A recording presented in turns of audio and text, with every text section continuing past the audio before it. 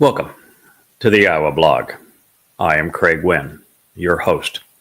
This edition is on a subject I've wanted to speak to you about now for a matter of weeks, but have not, at least until this morning, been able to put the final piece of that puzzle that we have been talking about into place so that I could present it to you with a clear and resolved picture. Fortunately, we received another attack from the hornet's nest last night, and it drew my attention back to the need to resolve this issue. The subject is Yahweh's RUWACH, and what I'm going to share with you is how his RUWACH has been misconstrued by a competitive, rebellious, embittered, and contentious group, misdirecting attention away from Yahweh while trying to discredit Yahweh's actual message, his Torah teaching, and his chosen implement. We're also going to have a little exercise here in fundamental logic. So rather than run away in shame after what can only be called their despicable and delusional letters that we shared on Family Hour this past Shabat on Friday evening. The hornet's nest is now trying to deflect attention away from their betrayal and their contentiousness with the message of Yahweh, as well as with his chosen implement, by once again coming at me and trying to discredit me. The most recent and self-incriminating attack came by way of a fellow named Dennis Tracy. Now, he was a colleague of Dee's at the exceedingly abusive and dunderhead conspiratorial cult called Unpopular Truth. It is as if the cult leaders are trying to reassemble the old gang so they can strum up their new tune. This was many, many years ago. I don't know if it was 10 plus years ago, maybe probably longer than that, almost 15 years ago, that we had to torch that conspiracy cult because they glom themselves on to what I was teaching, and by their very corruption of the message and association of it with conspiratorial nonsense, were a enormously discrediting influence, not unlike the hornet's nest today. Shouldn't be surprised. It is the same cast of characters. Well, as we would learn, and Leah has warned me of this particular member of the nest for some time, that he has been a covert anti-Semite, always blaming everything that happens on Israel, and he is a very crass agitator. Fortunately, by smoking them out of the hornet's nest, they continue to tumble and fall on their own words. Now, this is the second time in a matter of days that one of their representatives has tried to turn my words against me. And yet, this has to be among their most irrational ploys thus far. If you are a thinking, rational individual, it proves beyond any doubt that they are lying to everyone, including to themselves.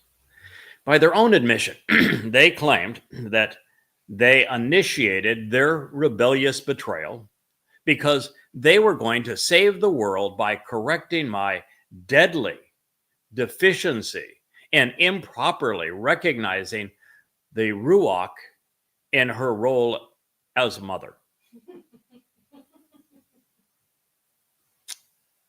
Yep. And now they are claiming that they are right because I gave considerable credence to the RUWACH representing the feminine aspects of Yahweh's nature in the books that I have written.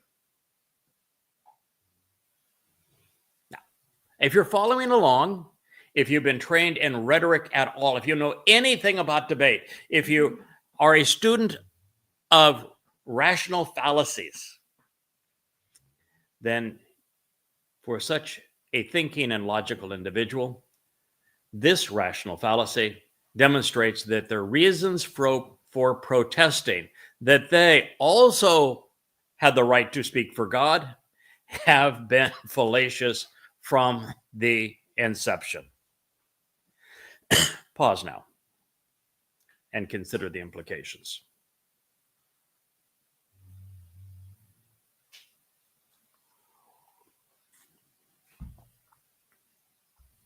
I shouldn't have to explain it, but I will just review it momentarily for you.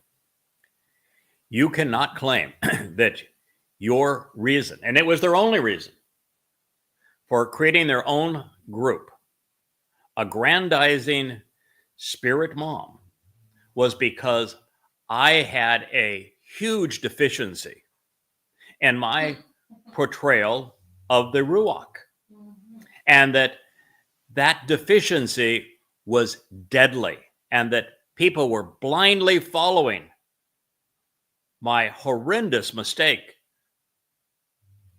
such that they had every right, in fact, needed to correct this deficiency in the recognition of the Ruach. And then they claim that because I have spoken vociferously of the Ruach in her maternal role, that they must be right. Those things are incompatible. That's like Paul in the New Testament saying that he was the exclusive representative of the God whose every word he contradicted. The distinction, ladies and gentlemen, between being the first to correctly and vociferously demonstrate that the Ruach of Yahowah manifests and conveys his influence via his feminine, nurturing, and maternal qualities by adroitly extrapolating these conclusions from my translations of the Torah and prophets, versus returning to Babylon and Christianity with a spirit mom persona representing another individual with a voice who should be acknowledged independently and praised, is the difference between astute and bewildering. As it turns out, rather than not going far enough to reveal and acknowledge the way Yahweh deploys his Ruach and his Nefesh, I actually went too far. Since there is no written testimony from Yahweh saying that his Ruach is mom, the Ruach's maternal characteristics must be deduced and portrayed in the commentary and insights. And well, I was the first to do so, and did so with voluminous comments. It is the part of the books that those impersonating the embittered Miriam rebellion claim to despise. It is the very testimony they want to tear and burn down, further demonstrating their hypocrisy. My mistake, a harmless one, even a reasonable one, and one made 20 years ago and not noticed during the recent edits, is that I went a little too far in my analysis and in my explanations. The reason I had done so were for many reasons, including trying to figure out what Satan was trying to achieve via the Asherah myth as the blessed mother of God, as the honored queen of heaven, as the acclaimed mother with child. Since the adversary isn't creative, he had to be counterfeiting something. More than this, The riddle I was unable to resolve until this morning was who was being addressed in the second statement on the second tablet. It encourages us to choose, yes, it's the only one written in the imperative volitional mood, to consider the merit of our father and mother. Excuse me, I'm going to get rid of this cough one day or another. So help me God. Since Yahweh revealed in the second statement on the first tablet that fathers corrupt their sons, logic dictates that this father could not be the man who impregnated our mother and raised us as children. I was the first person, again, to make this logical, rational deduction and shared it 20 years ago. Trying to resolve, though, the puzzle with insufficient understanding at the time, I correctly identified the the ab and m. I incorrectly, I should say, identified the ab and the m as Heavenly Father and spiritual mother. Therefore, recognizing that there was no reference to Shamayim, heavenly, or Ruach, spiritual, in the text, I projected them in an effort to explain that this could not be a reference to our birth parents. I was right, and I was wrong. Fortunately, I was afforded the opportunity to refine our thinking, revealing another example of the benefit of listening, learning, and growing. Recognizing that there's no mention of a heavenly father, and most certainly none of a spiritual mother, anywhere to be found in Yahweh's eternal revelation, I should have remained more grounded in my deductions, especially since the first tablet deals with our relationship with Yahweh, and the focus of the second tablet is our relationship with one another. And as we'll find out, this particular statement advises us to be grounded. And it's the one that encourages us to make a choice, the only one written in the imperative mood, indicating a choice, an option. Because we have to choose whether or not to, well, I'm getting ahead of the story, so let me back up just a sentence or two, and we'll reflect on why it's in the imperative mode. As a result of this, the ab and the m, we should, of our own free will, elect to perceive as relevant when properly considered and appreciated, that will add days to our lives on the earth and are therefore those whom Yahweh initiated the Bereth covenant. Yahweh consistently tells Yisrael that he will continue to honor the covenant promises that he made to their fathers. And foremost among them in this regard is Abraham. Therefore, Abraham and Sarah are the father and mother of the covenant and of the family of God's first child, Yishak, laughter. Leah and I discussed this last night, and I told her that while I'm proud of the fact that I was the first one to point out that the reference to Ab and Em could not have been our birth parents, but I admitted that I was still frustrated because I could not come to you, look you in the eye, and address the proper identification of Yahweh's Ruach until I could solve this piece of the puzzle. I was unable to adroitly assess who Ab and Em were describing in this particular instruction. And so what I admitted to her last night, since I've been doing this for 23 years and I hadn't figured it out yet. And I may have been able to figure it out had I just gone to my translation of it and read it through again. It would have hit me, I'm quite certain, like a ton of bricks. Because it's all there. But nonetheless, I was given a break. I awoke, as I told her, that unless Yaz intervenes in this one, I was going to stumble. I was awakened at 4 o'clock this morning.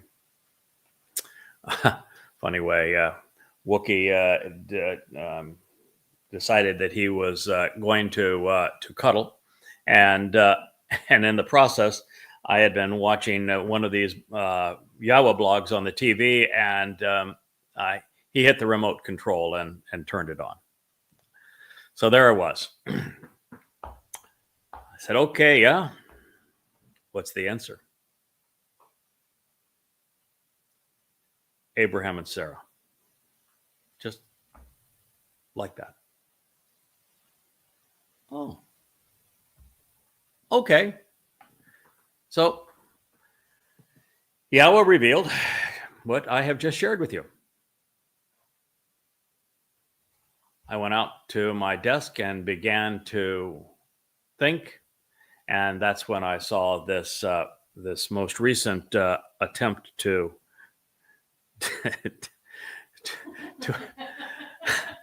to advance the deception that I hadn't given the female manifestation of Yahweh's Spirit enough credit by showing that I had given the female manifestation of Yahweh's Spirit too much credit.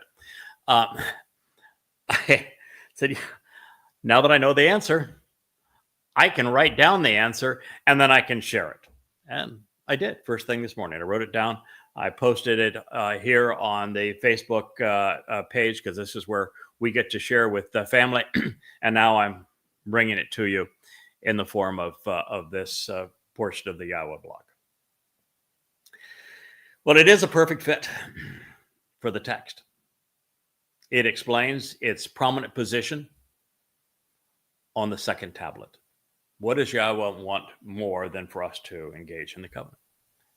It explains why it's the only one of the 10 written in the imperative volitional mood, because it is the choice that God wants us most to make. It justifies the reference to our lives be elongated. It's underscored by the realization that it is grounded in Adamah, man of the earth.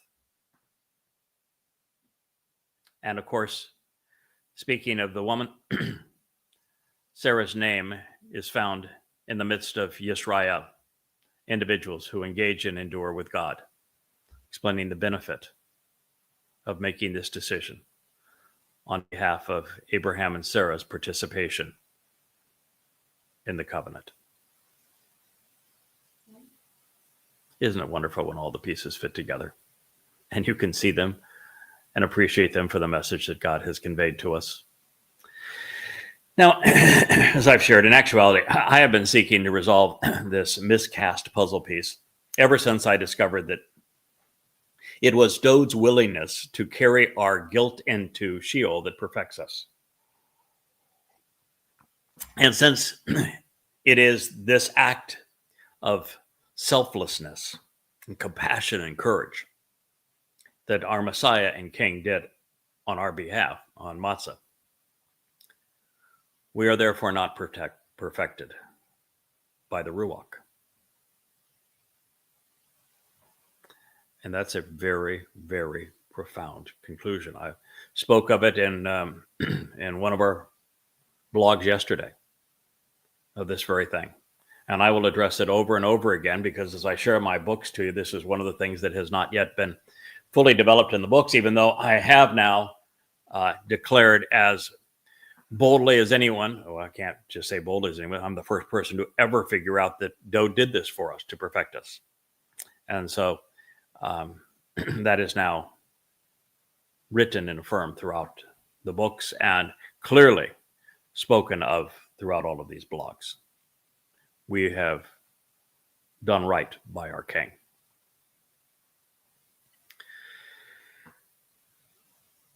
And as you consider this, I have indeed credited Dode with his achievement, and recognizing that YAHOWAH did dispatch his spirit just to facilitate the process, my overreach in this regard is really more endearing than it is erroneous.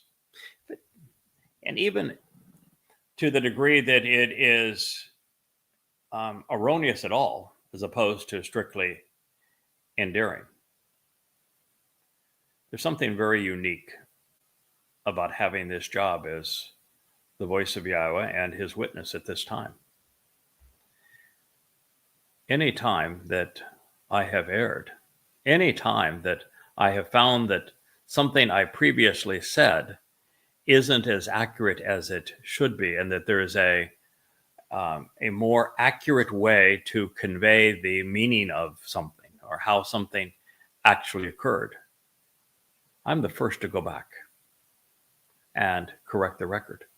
I've spent enormous hours, weeks, months, years making sure that my books were as correct as possible.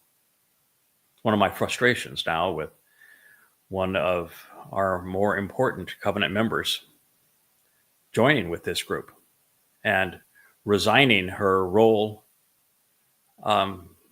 as it relates to editing our books and posting these corrections, because it makes it much more difficult to do so. And that's a shame, and it should not have happened. The person I'm speaking of knows whom I'm addressing. And I hope there's a tug there that says, yeah, you're right, I shouldn't have done that.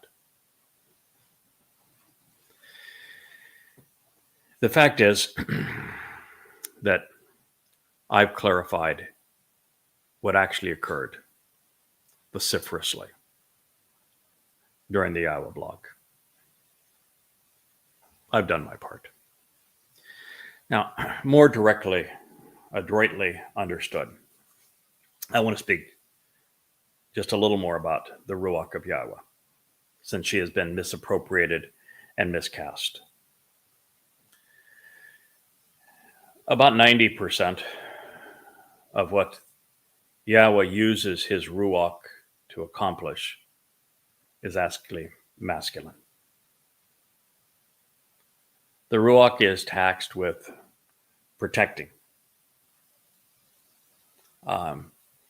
enabling chakma, which, while it's a feminine term, it is based upon the comments that YAHOWAH made relative to Adam and Chawah, it is a more masculine undertaking. It's the propensity to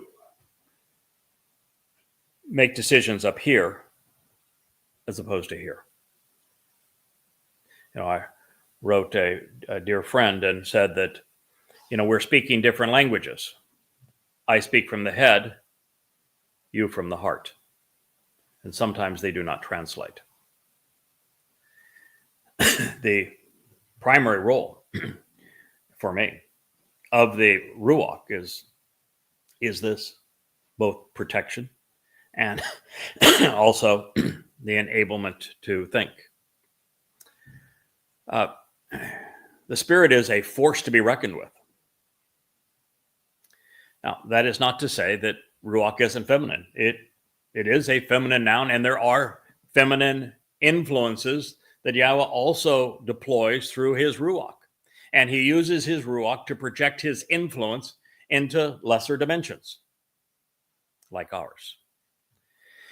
Now, this is done to inspire, to educate, to motivate, to empower, to enlighten, to embolden, to protect, and especially to guide the thinking of specific individuals. One of the great mistakes, and I think it comes out of the Christian myth that you're born of the Spirit, is that the Ruach comes upon everyone who is part of the covenant. That simply is not true. Sorry. When you read the Torah, it becomes enormously obvious that that's not true. These people are few in number, and especially considering those who have speaking roles with whom we can listen and learn, that's a handful of people. Bet that's a surprise to you. And this is why they are clearly identified. It is why Yahowah was inspired to say that there will be 7 spiritual influences helping the choder think rationally, understand, be emboldened, be empowered, and that it was the Spirit of Yahowah. Now, I want to conclude this program on the Spirit so that you know what the second statement that's etched in stone on the second tablet actually states. You should choose to carefully consider, view as worthy, valuable, significant, and enriching. Written in the imperative mode. The only one of the 10 statements written in the imperative mode. You should, of your own volition, elect to distinguish, respect, and honor, perceiving as impressive, relevant, and important, so as to be abundantly enriched and empowered to a very high extent accordingly, in association with that which is represented by and in accord with your father, the male progenitor of the family. And that is what is represented by your mother, the female progenitor of the family. For the purpose of, for the intent and sake of, in view of, in order to achieve, continually lengthening, enabling the desire to elongate and always prolong your days upon the earth. Adamah, the ground. This man of the earth. Adamah, this man of the earth. Getting sound effects over there from the peanut gallery saying, ruh-roh.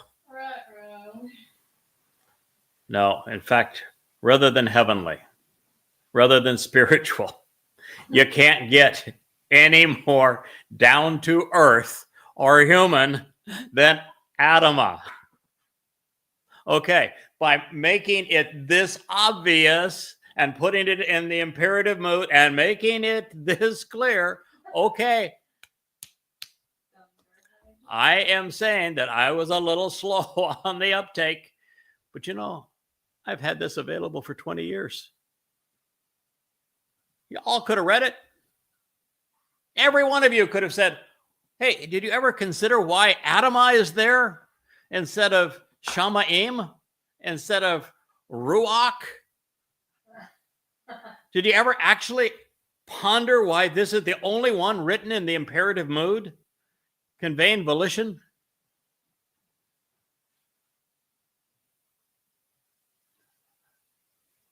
I wasn't the only one that missed it, huh? And at least I translated it accurately. At least I was able to deduce that it wasn't our birth mother and birth father.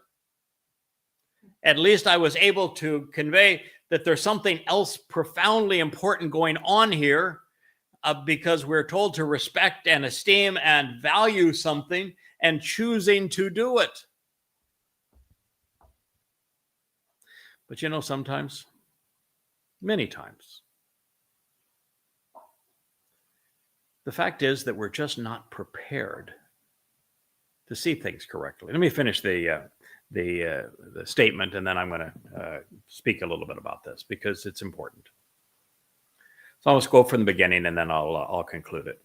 So you should choose to carefully consider and view as worthy, valuable, significant, and enriching accordingly the association with your Ab, Father, and that which is represented by your Mother, for the purpose of continuously lengthening, enabling, and elongating your days upon the earth. Speaking of the man of the earth, which relationally and as a blessing, Asher, Yahweh, your God, is actually giving to you as a gift.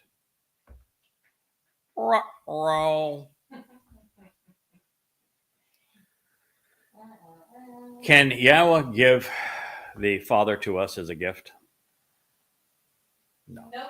Did the Yahweh grant fathership to anyone other than Dode in terms of an announcement? No. Did Yahweh said, "You are my son and I'm your mother"? What's the greatest gift of Yahweh? His Son and his covenant. Because the Son and the covenant are one and the same. And brain. That is the gift that Yahweh gave to us. Spiritual mom and spiritual dad are not gifts from Yahweh. Read the Torah. It's maybe a half a dozen people that have actually recorded speaking roles in it that were specifically stated had received the Spirit. So that's something to think about, isn't it? The gift is admission into his family. The gift is what he and his Son, who is the gift given to us, achieved on Pesach, Matzah, and Bikurim. And when we appreciate the role that Abraham and Sarah played in delivering Yishak according to Yahweh's instructions, and appreciate and respond to the 5 conditions of the covenant, and recognize that the 5 benefits of the covenant are all delivered by Father and Son's fulfillment of Pesach, Matzah, and Bikurim, the gift is handed to us on a silver platter. And we recognize the man of the earth through whom Yahweh was speaking. And of course, it is the Adamah once again that would figure this out and share it with you at this time, because it is important. Now, should I have been able to figure this out 20 years ago when I first translated this passage? No. I'm not making an excuse for myself. No, I did not have the background of knowledge where I was capable of doing it. It's like saying, if you were to give me the procedures for performing a lobotomy and told me to go in and perform one, even though the instructions for the lobotomy were clearly written, I would have a 0% chance of performing a successful lobotomy. Not that an unsuccessful lobotomy would have much of a difference, but I'm going with this example anyway. The fact of the matter is, without medical school, I wouldn't understand what you're talking about. And without college, I wouldn't understand what they're talking about in medical school. And without high school, I wouldn't understand what they were talking about in college. And without grammar school, I wouldn't understand what they're talking about in high school. You have to build a base of knowledge before you're in a position to use it or understand it. 20 years ago? No. You think 20 years ago, I was in a position to understand that Dode served as the Passover lamb and then fulfilled matzah by taking our guilt into Sheol and depositing it there so that he, as the firstborn of Yahweh, could represent firstborn children and that Yahweh could enrich and empower us as a result? No. You know how much background and grammar school and high school and college and graduate school study of the Torah and prophets is required before you're in a position that you can not only come to that conclusion and discover what no one had perceived in 3,000 years, but that you understand the mechanics of it, you understand the motivations for it, you understand how each of the individuals, particularly Yahweh and Dode, would volunteer for and accept this proposition and what the benefits were to them and to us. I mean, sorry, that's takes 23 years of graduate study and multiple dissertations before you get there. So, should I have known this 20 years ago? No. But that's not the point. What's the point is, all those books were written over the last 23 years. I'm talking to you now. The picture is finally come into focus so that I can look you in the eye and convey what Yahweh wants you to know now. Because back then, well, we know for certain, looking at the progress we made on social media, nobody was listening, nobody was reading. And half of those that were listening were irrational and still mired in the conspiracy cult. So it was all to prepare Yahweh's Kol, Bashar, Nachri, and Zeroah, his Choder, for this moment and for you at this time. So that's why I came to understand it this morning. Yes, Yahweh has changed in the frequency to which he communicates directly with me. Prior to this time, we had a lovely talk, and he did exactly as he said he was going to do, and I did as I said I was going to do. But we went through fairly long periods without conversing. My relationship with him was that every day I listened to him and I shared what I learned. That worked out really well. That was our communication. I read and recited, translated and studied his Torah, his prophets, and made for a lovely relationship. Well, something changed, and it didn't actually change until the young lady out of camera range, we need to change that, came into my life, and we were had just really been together for a very short time. And we were wondering during the harvest what was going to happen to those we left behind. In particular, at this point, you know, Asher was an 8-week-old puppy. And so I asked Yahweh. I didn't see the answer written anywhere in the Torah and prophets. And his response says, "So where do you think you're going?" Funny thing, we were actually asking about Towrah. And he said, "So where do you think you're going?" You know, I laughed at the time, and it was, oh boy, I guess we need to figure this one out. And I didn't come to the answer of it until, a matter of 6 months ago. And since that time, it's been frequent, particularly recently. So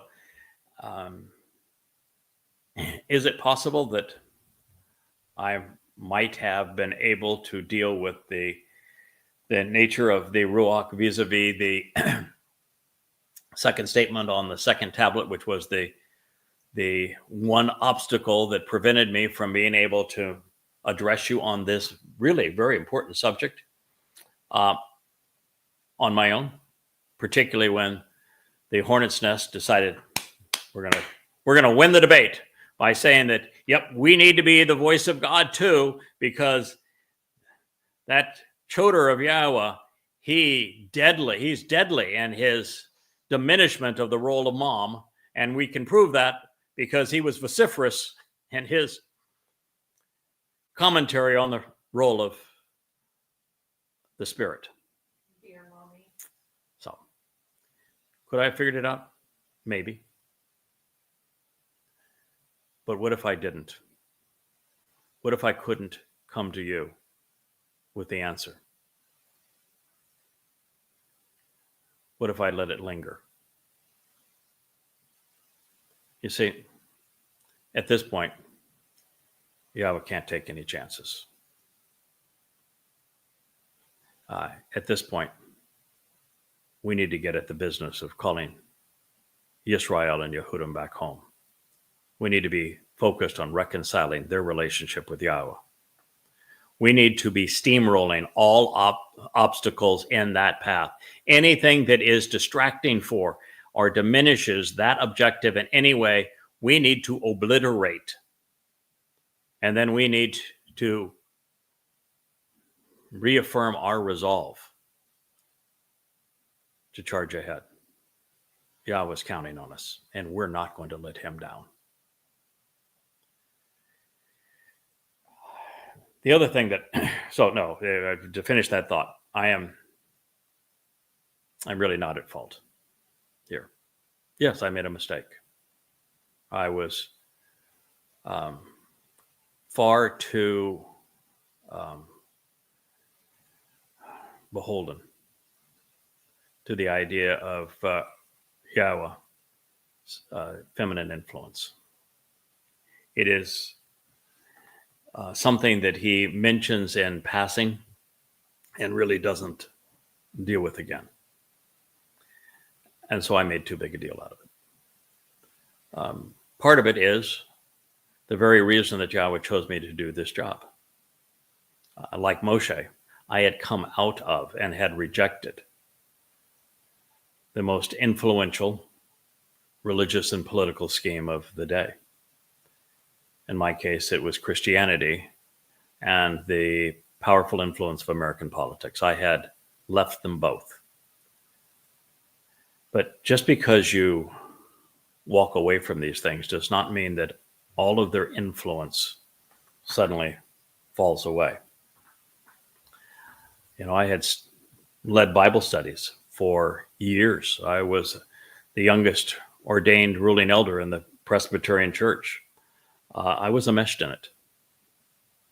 And rather than apologizing for that, even though I was wrong,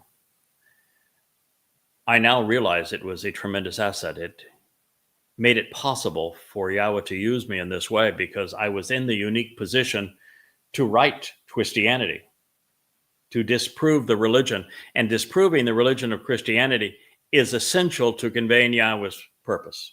If you don't do that effectively, you're not in a position to convey what Yahweh wants his people to know, because the Christian religion piled so much rubbish on top of the truth.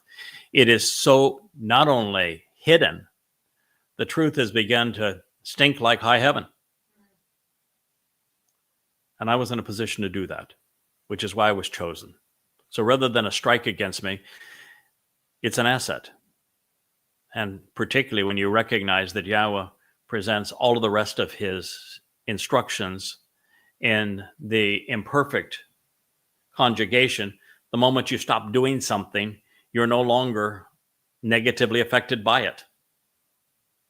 By the same token, the moment you stop doing something positive, you're no longer receiving the benefits of it either, which is something that some of those who joined in this rebellion, kidding themselves into thinking it wasn't a rebellion. We were just studying Torah, and mom is really nice, and we as mothers can appreciate that. You ought to think about it. No, it is appropriate for us to use what we have learned to make the best and most reasoned deductions along the way, and to share what we have learned and to grow from it. And then when we're in a position where we have graduated from the 6th grade, we have made it through high school, we have got our college degree, we've written a dissertation or 2, or 3, or 4, or, well, 30 some odd. Then we're prepared to know the rest of the story. And that is why I wanted to share this with you. It is transformative.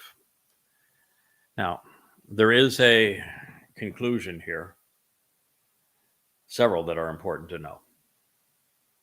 One is that when I have previously said that the Spirit covers the covenant's children in a garment of luminosity so that we appear perfect in God's eyes, that is partially true.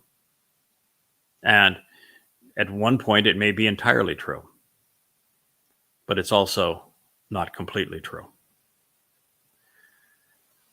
We don't have to have a garment of luminosity placed on us to appear perfect in God's eyes, because Dode removed all of our guilt. No garment necessary. Second, there is no indication that the Spirit comes on every covenant member. That is, this spiritual rebirth is an artifact of Christianity. So is adoring the second person in the Trinity. So is Asherah worship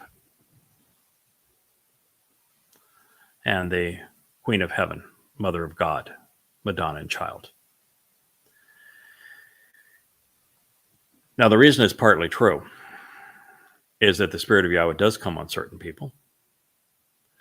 And eventually, as we are brought to, from this material state to become spiritual beings, the aspect of Yahweh's nature that's going to facilitate that is the set-apart Spirit.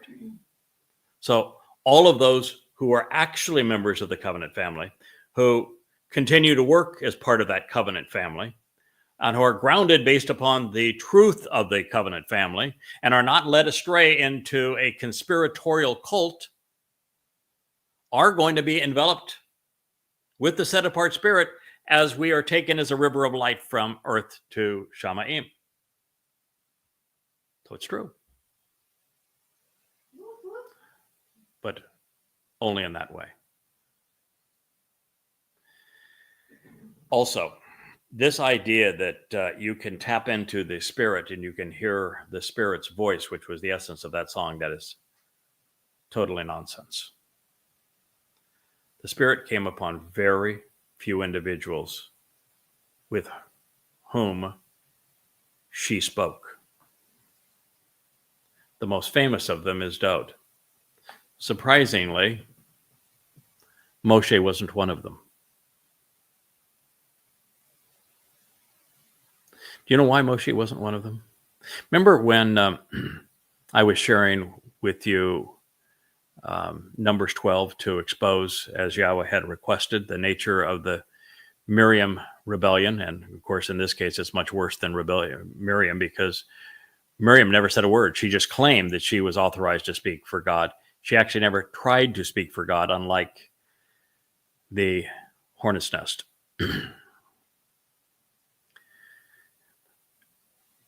What was said there is that Yahweh says, I speak mouth to mouth through Moshe. And I read it and I was saying, mouth to mouth. I even brought this up at lunch yesterday with Leah. Mouth to mouth? Why didn't he say mouth to ear? I asked her, do you know the answer to that? So if you're listening and you don't know the answer to that, join the club. I didn't know the answer to it when I first read it. And there I am thinking to myself, oh, of course. There's a reason that the RUWACH didn't have to come upon Moshe to deliver the parts of the Torah that he spoke, and particularly in Devarim. The reason why every time there was a rebellion, Moshe ran back to Yahweh and say, is to say, okay, you take care of this. Why was that? Because when the children of Israel said, we don't want to hear directly from Yahweh again, he did as he had promised when he first met Moshe. Remember, Moshe says, I can't, you've got the wrong guy. I said, this stutter. Yahweh said, who made the mouth? Who made your mouth? Mouth to mouth? Yahweh used Moshe's mouth to speak the words that we read in Devarim. So, you think about it. You ponder the words that God shared. The more you shamar, closely examine and carefully consider, the more you come to know. But be advised, the Spirit of Yahweh does not come on every covenant member until such time as that covenant member is transitioned from being a material being to being a spiritual being. The exceptions are very few.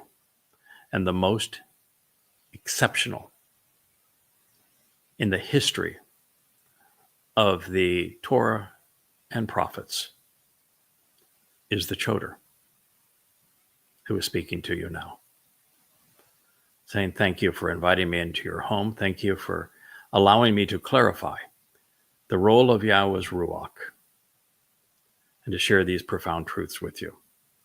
I thank you very much. This has been a special edition of the YAHOWAH blog on the Ruach, and I am your host, the host also of the Ruach, Craig Winn.